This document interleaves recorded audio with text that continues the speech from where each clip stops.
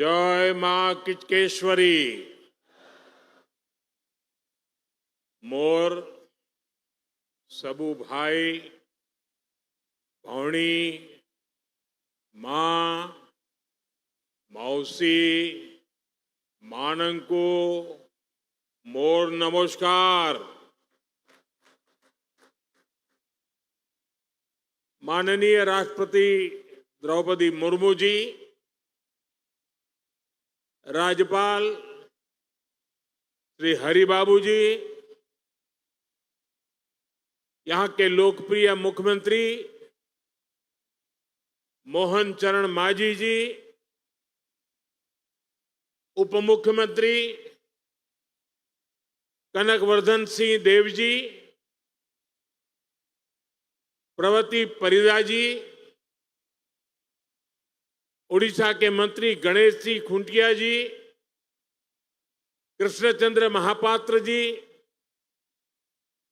सांसद नवाचरण मांझी जी, मनमोहन सामल जी, बैजयंत पांडा जी, अन्य महानुभाव, भाइयों और बहनों, हमारा ओडिशा इन दिनों उत्सवों के आनंद में डूबा हुआ है। यहां का गणपर्व रज पिछले हफ्ते ही धूमधाम से मनाया गया है। महाप्रभु जगन्नाथ जी की रथ यात्रा की तैयारियां भी पुरजोश चल रही है। मयूरभंज के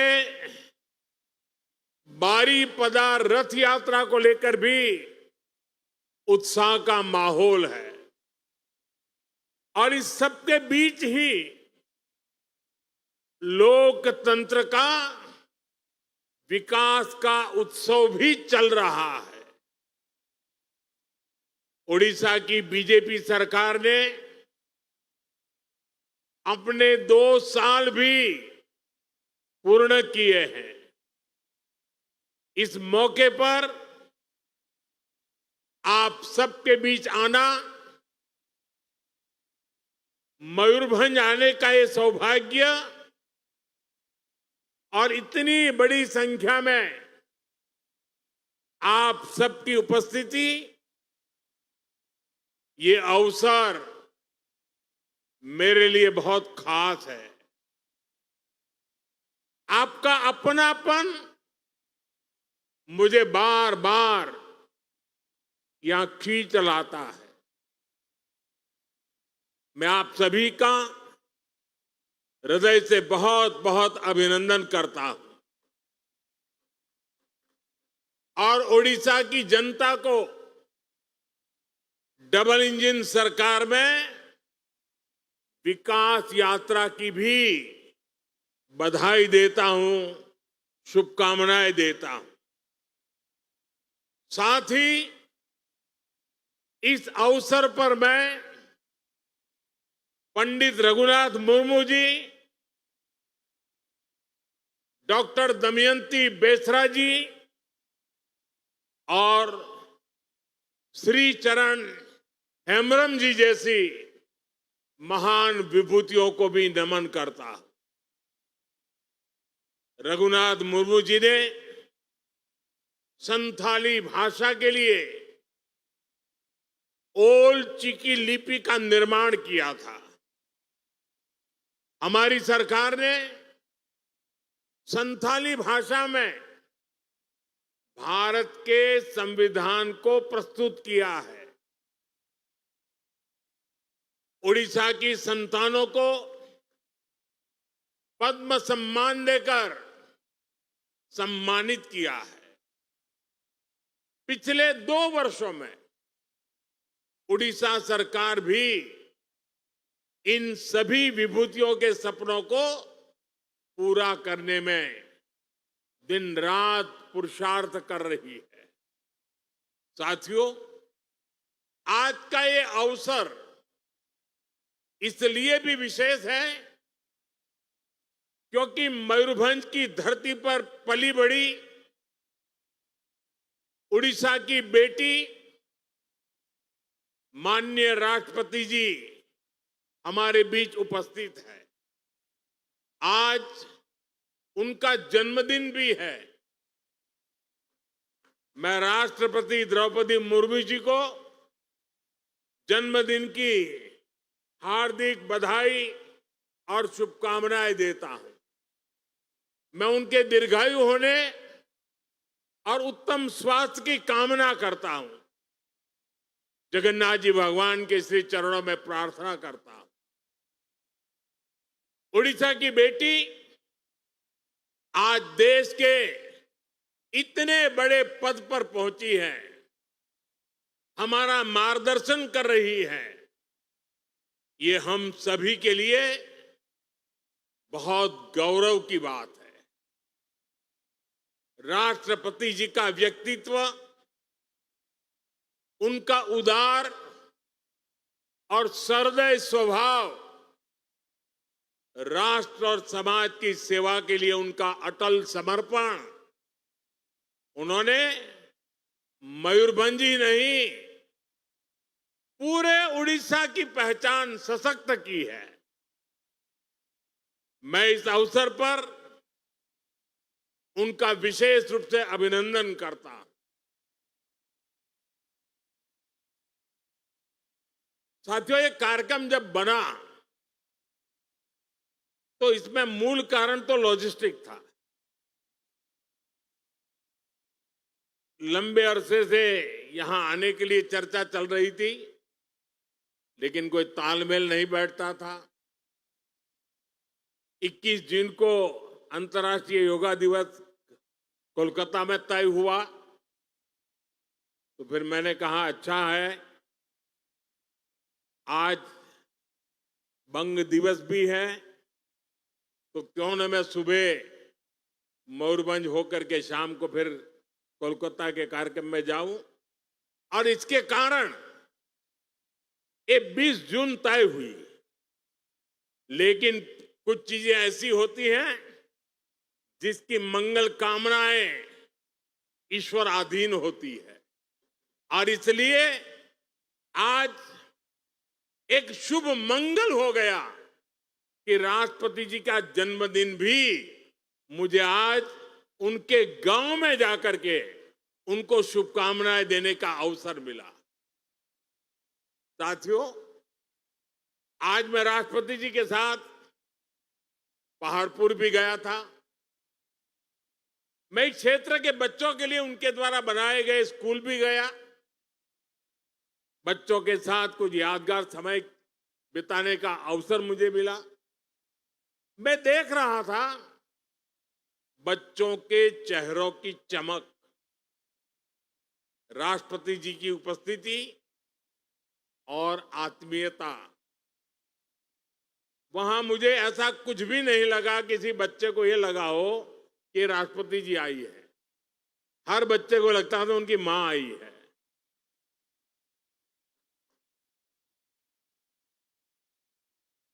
वे बच्चे भी बहुत भाग्यवान है।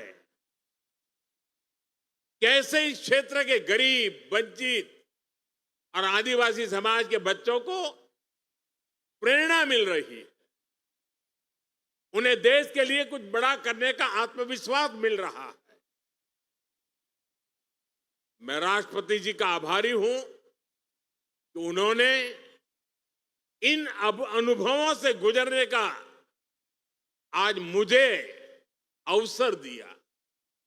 ये मेरा दिन एक प्रकार से मेरी शिक्षा का दिवस था, कुछ सीखने का अवसर था मेरे लिए।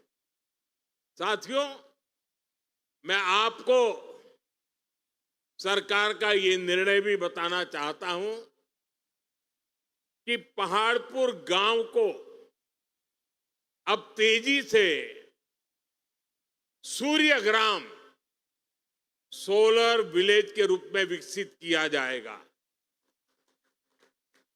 यानी यहां हर घर में सोलर बिजली बने, इसे सुनिश्चित किया जाएगा।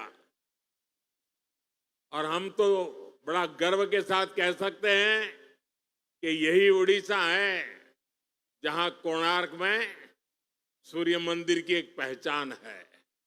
वैसे ही पहाड़पुर सूर्यग्राम की पहचान बन जाएगा। सूर्य घर के ये पूरा गांव सोलर विलेज के रूप में पहचाना जाए, इस दिशा में काम तुरंत शुरू हो, ऐसे मेरा प्रयास रहेगा।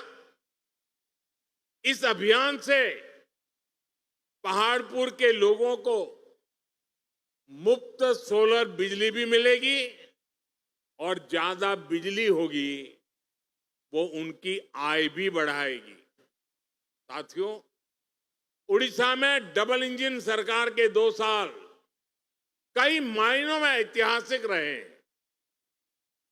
मुख्यमंत्री मोहन चरण मांझी जी के नेतृत्व में आज उड़ीसा तेज गति से विकास के रास्ते पर आगे बढ़ रहा है। आज यहां गरीब कल्याण की योजनाओं से सामान्य मानवी का जीवन बदल रहा है।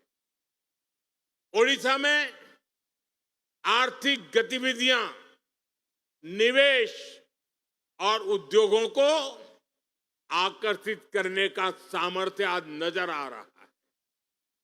यहां रोजगार के नए अवसरों के लिए तेजी से काम हो रहा है। साथियों, केंद्र सरकार का विजन है पूर्वी भारत के विकास से भारत का विकास। इसलिए हम पूर्वोदय की नीति पर काम कर रहे हैं। जिस पूर्वी भारत को कांग्रेस के दौर में पिछड़ेपन का पर्याय बना दिया गया था, आज वो प्रगति का प्रवेश द्वार बन रहा है। आज ओडिशा खुद इस बदलाव का साक्षी बन रहा है। साथियों, ओडिशा के पास समुद्र है, खनिज संपदा है, कृषि की शक्ति है और सबसे सामर्थ्यवान यहां युवा प्रतिभा है। इस सामर्थ्य का पूरा उपयोग करने के लिए हम मिलकर काम कर रहे हैं। इसलिए आज ओडिशा में रेलवे इंफ्रास्ट्रक्चर में रिकॉर्ड निवेश हो रहा है। नई सड़कें और आर्थिक कॉरिडोर बन रहे हैं। पोर्ट्स का विस्तार हो रहा है। ऊर्जा, सेमीकंडक्टर, ग्रीन एनर्जी और आधुनिक उद्योगों में निवेश आ रहा है। आज भी यहां ओडिशा के विकास से जुड़ी अनेक महत्वपूर्ण परियोजनाओं का लोकार्पण और शिलान्यास हुआ है। इन परियोजनाओं पर लगभग 47,000 करोड़ रुपए खर्च किए जाएंगे।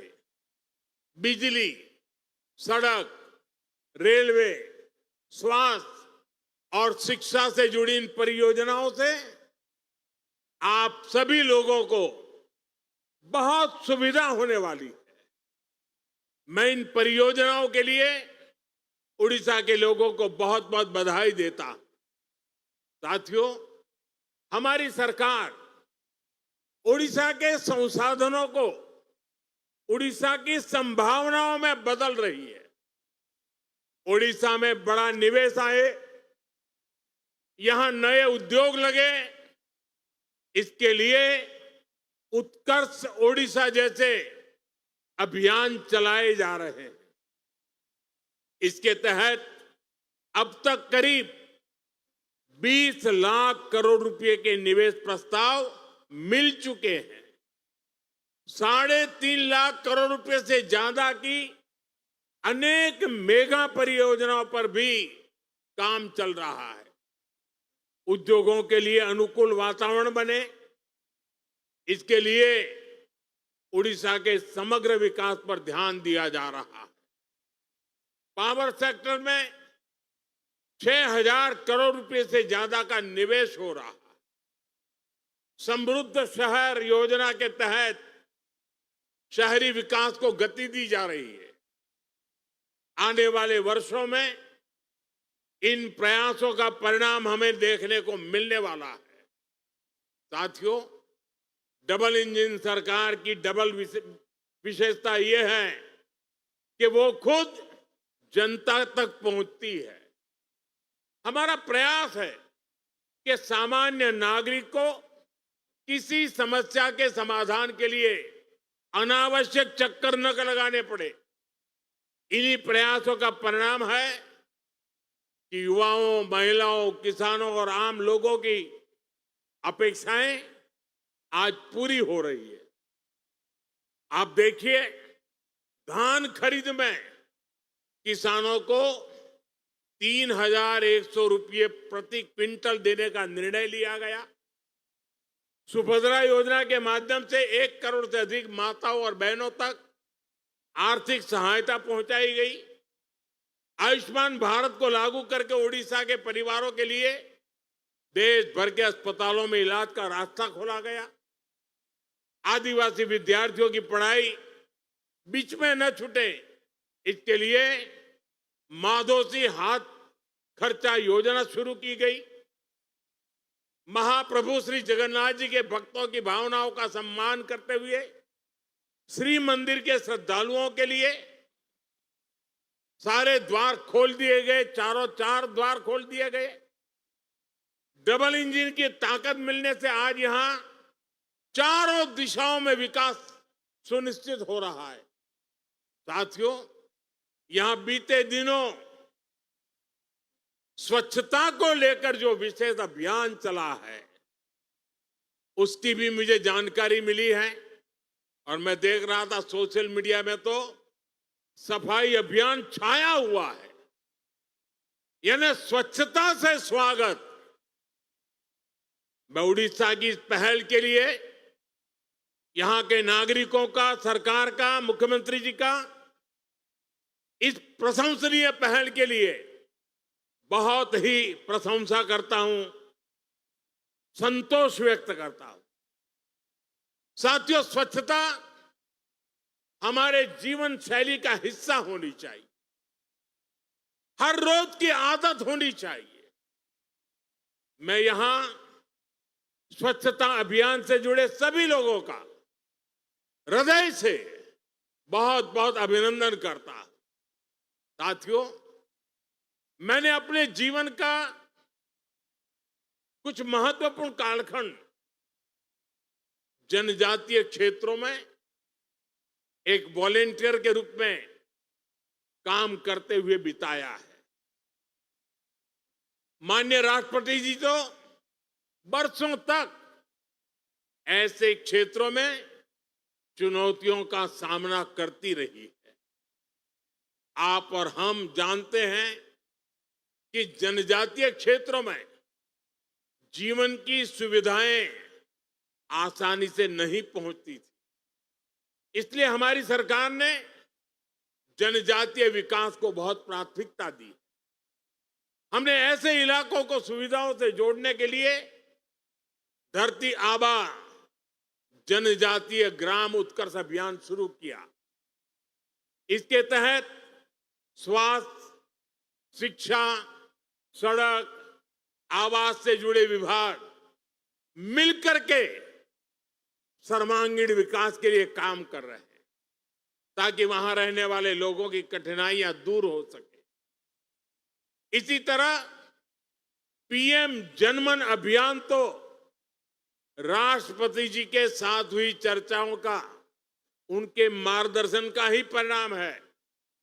ये विशेष रूप से देश के ऐसे जनजातीय समूहों के लिए हैं जो जनजातीय समुदाय में भी सबसे पीछे रह गए हैं।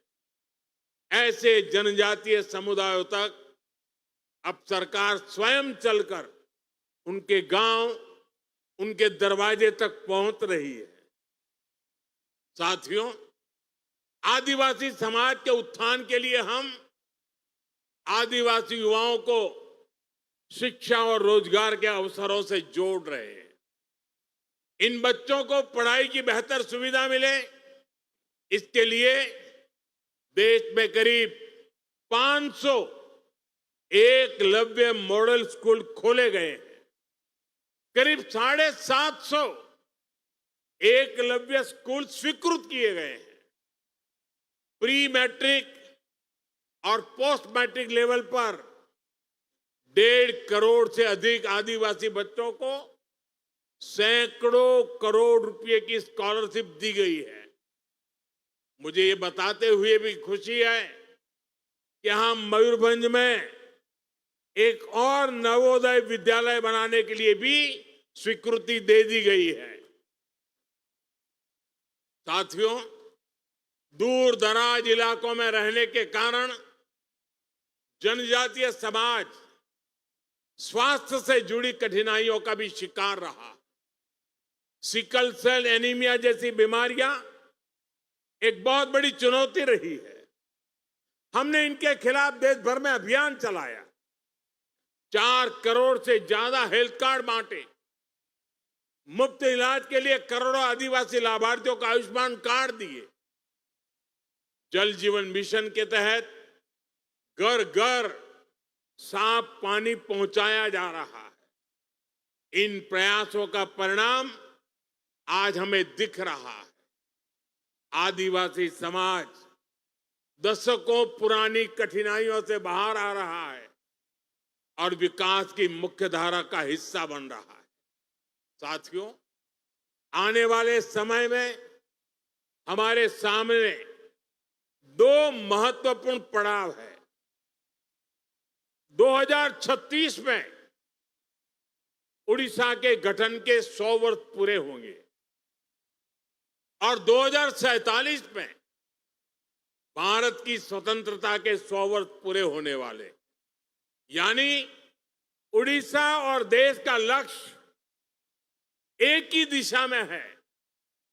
उड़ीसा की अर्थव्यवस्था मजबूत होगी तो भारत मजबूत होगा। मुझे उड़ीसा के सामर्थ्य पर भरोसा है। हमें मिलकर उड़ीसा को विकास की बुलंदियों पर पहुंचाना है। साथियों, कल 21 जून को अंतर्राष्ट्रीय योग दिवस भी मनाया जाना है। ज्ञान और योग की धरती उड़ीसा, योग यहां के संस्कारों का हिस्सा रहा है। मैं उड़ीसा की धरती से, पूरे देश से, पूरी दुनिया के लोगों से आह्वान करता हूं, आप सब ज्यादा से ज्यादा संख्या में योग दिवस में हिस्सा लें। मैं एक बार फिर आप सभी को आज के अवसर और विकास परियोजनाओं की बहुत बहुत बधाई देता हूं। मैं माननीय राष्ट्रपति जी का विशेष रूप से आभार प्रकट करता हूं कि मुझे उनके साथ उनकी कर्मभूमि को देखने का मौका मिला। एक बार फिर उन्हें जन्मदिन की बहुत बहुत बधाई, बहुत बहुत धन्यवाद। जय जगन्नाथ, जय जगन्नाथ, जय जगन्नाथ।